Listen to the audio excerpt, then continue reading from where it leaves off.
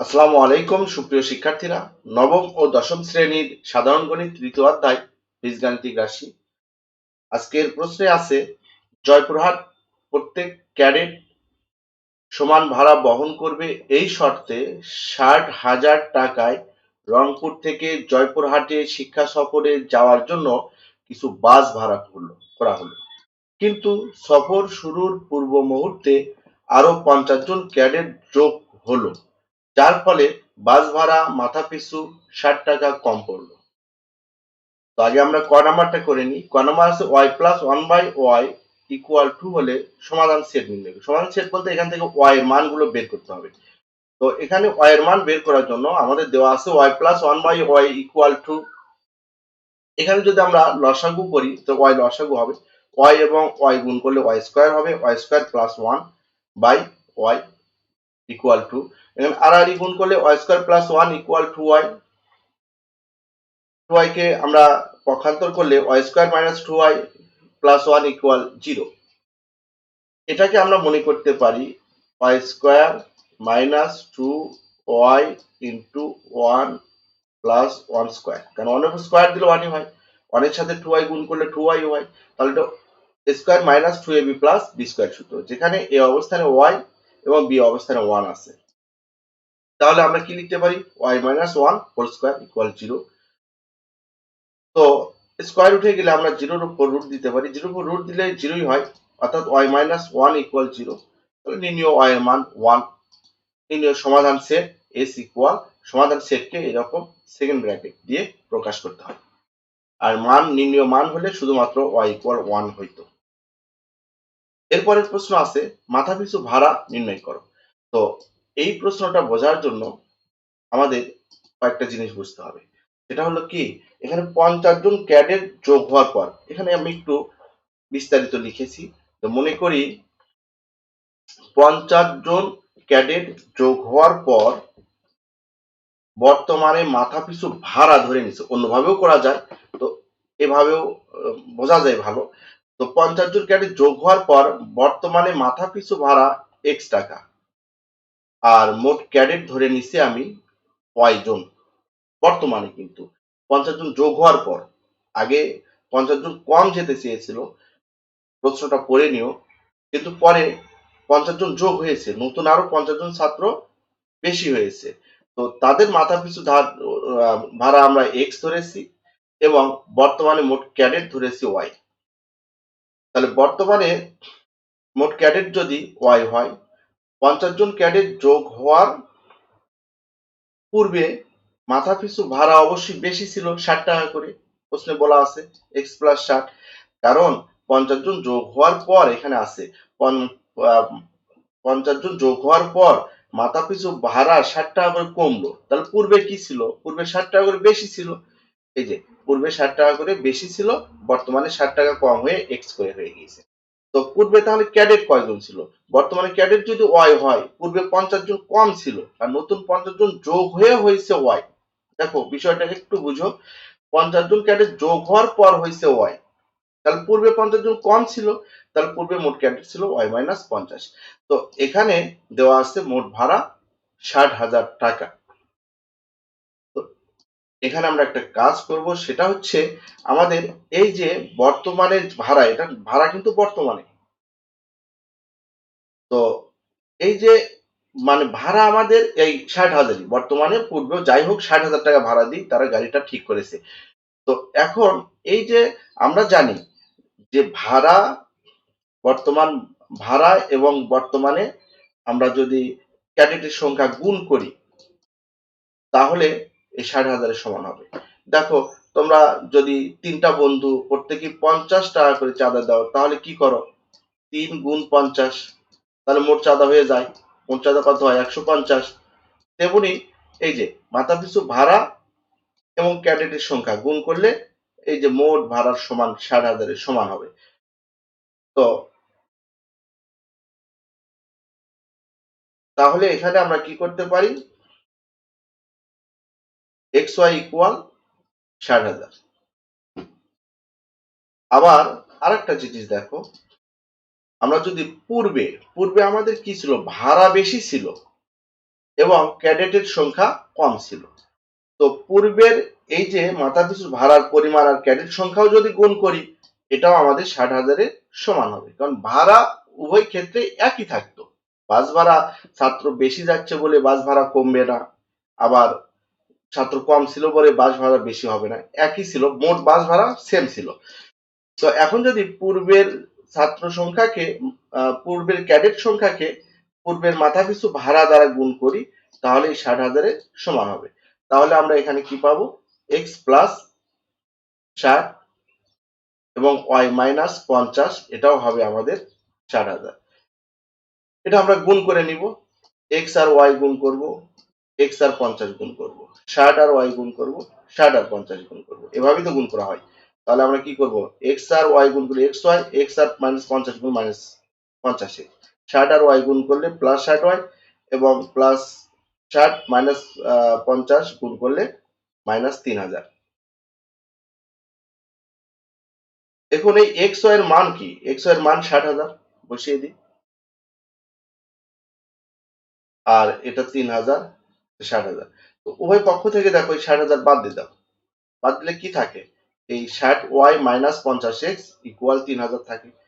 আচ্ছা, এখান থেকে যদি আমরা 10 কমন নিই, অঙ্কটা আরো ছোট হয়ে যায়। কমন না মানে ভাগ, 60 কেও ভাগ করতে হবে 10 দ্বারা, 6 হবে, 50 কেও ভাগ করতে হবে 10 দ্বারা, 5 হবে। এখন এই 10 দ্বারা উভয় পক্ষকে আমরা ভাগ করে দিলে এখানে আরো ছোট হয়ে যাবে, এখানে 3000 কে 10 দ্বারা ভাগ করে 300 হয়ে যাবে। তাহলে 6y মাইনাস 5x, এখানে থাকতেছে 6y মাইনাস 5x 300। তো আমরা এখানে 6y এর মান বের করে নেব। 6y এর মান বের করে নিয়ে আমরা একটা টেকনিকে অঙ্কটা করব, 6y ইকুয়াল 300 প্লাস 5x। এখন আমাদের যে এই যে প্রথম 1 নং সমীকরণ আছে, এই 1 নং সমীকরণকে আমরা যদি 6 দ্বারা গুণ করে নিই, তাহলে এই 6y দ্বারা 6y এর মান বসাইতে পারবো। এখন তোমরা মনে করতে পারো যে আমরা তো 6 পার করে দিয়ে এখানে ভাগ করে দিতে পারি, তাহলে একটা ভগ্নাংশ সংখ্যা হয়, মান নির্ণয়টা একটা ঝামেলা হয়। তো আমরা কি করব, 6y করেছি যে, তো এখানে যদি আমরা 6 দ্বারা গুণ করি, এখানেও যদি 6 দ্বারা গুণ করি, তাহলে কিন্তু আমরা 6y এর মানই বসাইতে পারবো। তো আমরা দেখো এখানে কি করব, xy ইকুয়াল 60,000, এখানে উভয় পক্ষকে আমরা 6 দ্বারা গুণ করে নিব, তাহলে আমরা কি পেলাম, এখানে 6y। এই 6y এর মান আমাদের আছে 300 প্লাস 5x, এই মানটা আমরা 6y এর মান বের করে রাখছি। এখানটায় x দ্বারা গুণ করে দাও, তাহলে কি হয়, 5x স্কয়ার প্লাস 300x, আর এটাকে 6 দ্বারা গুণ করলে কত হয়, 3,60,000, এই 3,60,000। এখন আমরা এখান থেকে 5 কমন নিয়ে ছোট করে ফেলি, এখান থেকে 5 কমন নিলে আমাদের কি হয়, কমন নিলে ভাগ হয় x স্কয়ার, 300 কে 5 দ্বারা ভাগ করলে 60, এই 5 দ্বারা আমরা উভয় পক্ষকে ভাগ করে দেব। তাহলে এখানকার 5 দ্বারা এটাকে ভাগ হলে 3,60,000 কে 5 দ্বারা ভাগ হলে আমাদের থাকে হচ্ছে 72,000,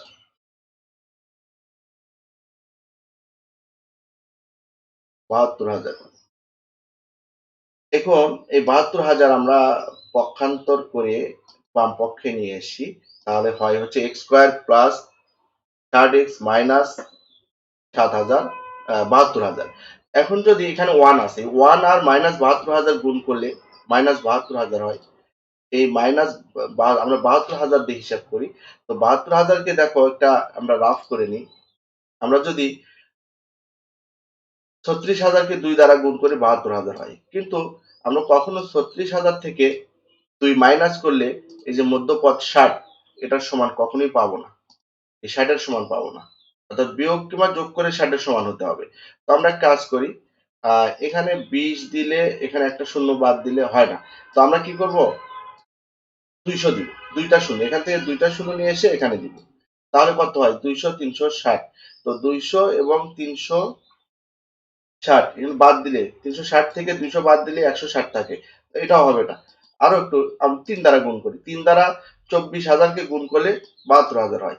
তো 3 কিন্তু 24,000 থেকে মাইনাস করলে 60 হয় না, তো আমরা কি করি, 300, এখান থেকে দুইটা শূন্য নিয়ে এখানে 300 আর 240, এই দেখো 300 থেকে 240 মাইনাস করলে কিন্তু আমাদের 60 হচ্ছে, মাইনাস করলে 60। আর 300 আর মাইনাস 240 গুণ করলে কিন্তু আমাদের মাইনাস 72,000 হচ্ছে। তার মানে এই দুটো সংখ্যা দ্বারা এটা আমরা মিডল টার্ম করে উৎপাদকগুলো বের করতে পারবো। তাহলে উৎপাদক এখানে 300x, যেহেতু এখানে x স্কয়ার আছে, এটা গুণ করলে x স্কয়ার পাবো। তাহলে 300x আর মাইনাস 240x, এটা গুণ করলে কিন্তু 72,000x স্কয়ার পাবো, যা এই প্রথম পদ আর শেষ পদ অর্থাৎ x স্কয়ার আর মাইনাস 72,000 এর গুণফলের সমান। এটা গুণ করলে যা হবে, এই যে প্রথম পদ আর শেষ পদ গুণ করলেও তাই হতে হবে। আবারও দেখো, এই দুটা গুণ করে যা হবে, এই প্রথম পদ আর শেষ পদ গুণ করেও তাই হতে হবে। আর এই মধ্যপদ দুটা বিয়োগ করে বা যোগ করে যা হবে, এখানে বিয়োগ করে মিলতেছে, তো বিয়োগ করে যা হবে সেটা এই মধ্যপদের সমান হতে হবে। এটাই হচ্ছে ঘটনা। তো এখানে আমরা x কমন নিতে পারি, তো x ইন্টু x প্লাস 300, আর এখানে আমরা মাইনাস 240 কমন নিলে x প্লাস 300 পাই, কারণ এই যে 72,000কে 240 দ্বারা ভাগ করলে 300 হয়, আর এই মাইনাস প্লাস হয়ে যায়। এখানে উভয় পদে দেখো কমন আছে x প্লাস 300, x প্লাস 300, এটা কমন নিলে আমরা পাই x মাইনাস 240। তো হয় x মাইনাস 240 ইকুয়াল 0, তাহলে x এর মান 240 অর্থাৎ 240। আরেকটা x এর মান আছে, সেটা হচ্ছে এখান থেকে মাইনাস পার করে দিলে প্লাস 305 মাইনাস 300, এটা আপনাদের মাইনাস 300 এটা গ্রহণযোগ্য নয়। কেন গ্রহণযোগ্য নয়?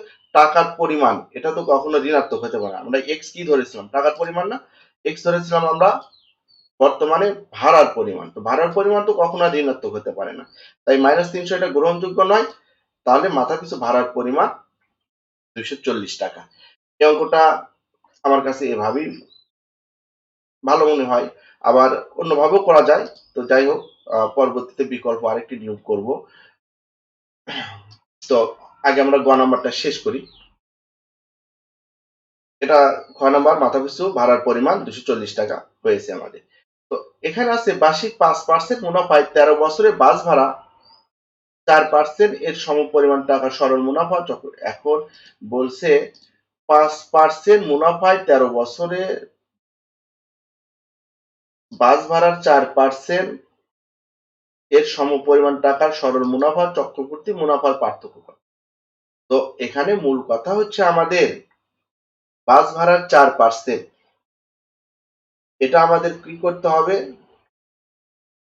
চক্রবৃদ্ধি মুনাফাও বাস ভাড়ার কত ছিল আমাদের? 60,000। 60,000-এর 4% কত হবে? 4 ভাগ 100, 200 কেটে গেলে 2,400। এই 2,400 বাস ভাড়া আমাদের এই 60,000-এর 4% মানে এই 60,000 গুণ 4% মানে 4 ভাগ 100। এখান থেকে আমাদের 2,400 টাকা বের হবে। এই 2,400 টাকা 13 বছরের জন্য 5% মুনাফায় সরল মুনাফা কত হবে বের করতে হবে, চক্রবৃদ্ধি মুনাফা কত হবে বের করতে হবে, বের করে তার পার্থক্য বিয়োগ করে নির্ণয় করতে হবে। তো আমরা দেখো, আমাদের এখানে দেওয়া আছে বাস ভাড়া 60,000 টাকা, এর 4%, 4% কি হবে? 60,000 এর 4% অর্থাৎ 4 ভাগ 100। তো এখান থেকে 2 শূন্য, এখান থেকে 2 শূন্য কেটে দিলাম, থাকলো কত? 600। 600 আর 4 গুণ করলে 2400, 2,400 টাকা। এই 2,400 টাকা আমাদের আসল, 2,400 টাকা হলো আসল, আর সময় হলো আমাদের 13 বছর। আর মুনাফার হার বলা হয়েছিল 5%। 5%কে আমরা জানি অঙ্ক করার জন্য আমাদের এই পার্সেন্টটা ভেঙে নেই। এই পার্সেন্ট অর্থাৎ শতকরা মানেই 100, পার্সেন্ট এর অর্থ হচ্ছে 1 ভাগ 100, 1 ভাগ 100। তো যেহেতু এখানে 5%, তার মানে 5 ভাগ 100 হবে। তো মনে রেখো, আসল হলো 2,400, সময় হলো 13 বছর, আর মুনাফার হার হলো 5 ভাগ 100। এখন আমরা সরল মুনাফা করব। সরল মুনাফার সূত্র হচ্ছে PRN বা PNR, যাই বলি আমরা। তো সরল মুনাফা হলো PNR, এখানে কোনো কথা নাই। সরল মুনাফা আমরা P এর মান, N এর মান, R এর মান বসাই দিব। এখান থেকে 2 শূন্য, এখান থেকে 2 শূন্য কেটে দাও, কেটে দিলে 24, 13 আর 5 গুণ করলে 1,560, 1,560 টাকা হয়। চক্রবৃদ্ধি মুনাফার সূত্র, চক্রবৃদ্ধি মুনাফার সূত্র P into 1 plus R to the power N minus P, P into 1 plus R to the power N minus P। মানে এইটুকু হচ্ছে আমাদের চক্রবৃদ্ধি মূলধনের সূত্র। এখান থেকে আবার আসল বাদ দিলে মুনাফা হয়।